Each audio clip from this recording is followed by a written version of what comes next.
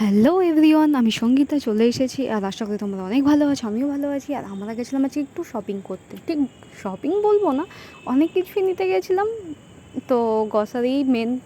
তো চলো আমরা গেছি ডিমার্টে। এই যে চাল, আটাটা নিইনি, আটাটা আমি আশীর্বাদের প্যাকেট নিয়েছিলাম।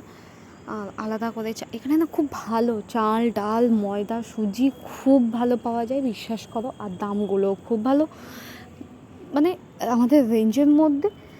আর এদের মেনটেন্যান্স খুব ভালো। আমি এর আগে বিশাল গেছি, ভিমার্ট গেছি, কিন্তু এক কথায় এগুলো খুবই সুন্দর। আর এখানে কি পাওয়া যায় না বলো ডিমার্টে? এভরিথিং।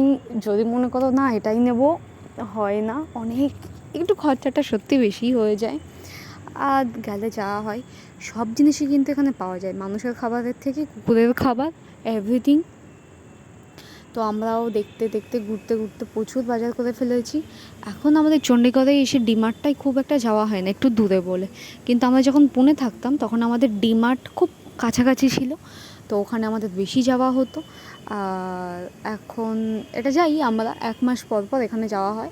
আর প্রচুর জিনিসপত্র একসাথে উঠিয়ে নেওয়া হয়। আর জানি না, একটা স্বভাব আমার অভ্যাস হয়েছে বলবো, বিয়ের পরে এই জিনিসপত্র বাসন কেনা না। দেখো এই কাপগুলো কত সুন্দর সুন্দর কিউট কিউট কাপ, 100 টাকায় 6 পিস কাপ, এত সুন্দর জিনিস। শুধু মনে এটা কিনি ওটা কিনি, কিনে কিনে আমি ঘর ভর্তি করে ফেলেছি অলরেডি। গিফট করার জন্যও কিন্তু অনেক সুন্দর সুন্দর জিনিস আছে এখানে।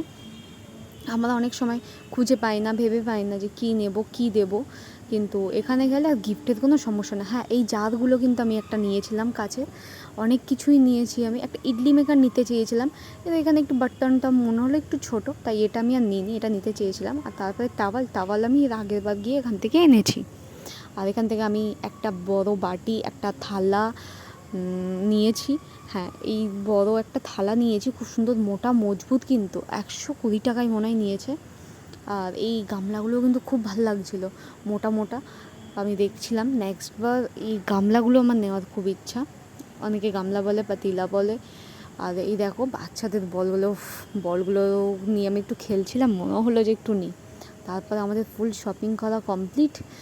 আর এখানে সবথেকে ভালো যেটা লাগে সেটা হচ্ছে ভ্যানিলা ফ্লেভারের আইসক্রিম আর পপকর্ন।